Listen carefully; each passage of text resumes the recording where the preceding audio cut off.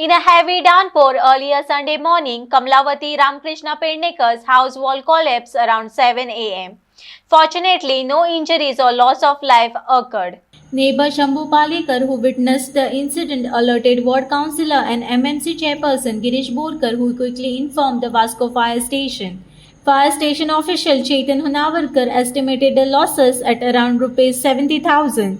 MMC chairperson Borkar has pledged to seek compensation from the Mamledar office and appealed to MLA Krishna Salkar for additional financial support for the affected family. बाहेर yellow 7:30 तेन्ना ही भिंत एकदम collapse जाली. तेन्ना पळयल्या उपरांत हांव म्हणलें कशी जाली. मागीर सगळे आयले पळयले.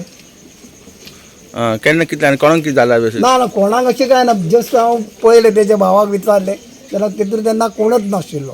मागीर आमी रोकडे भायर सरले. हांगा पळयलें भिंत कोसळ्ळी आहा आनी वयले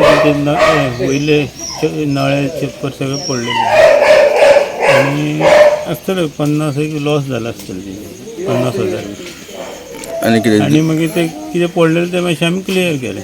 पार्वतीबाई जे घर असलेलें पोन्ने घर तें आयज सकाळीं 7:30 तेची भिंत कोलॅप्स जाली आनी तशेंच कोलॅप्स जातून म्हाका शंभू पालेकर जो शेजारी आहा तेणी सकाळीं फोन केलो अशें जालां म्हणून. हांवें रोखडोच मागीर फायर ब्रिगेड हाडून फोन मारून तांकां आपयलें.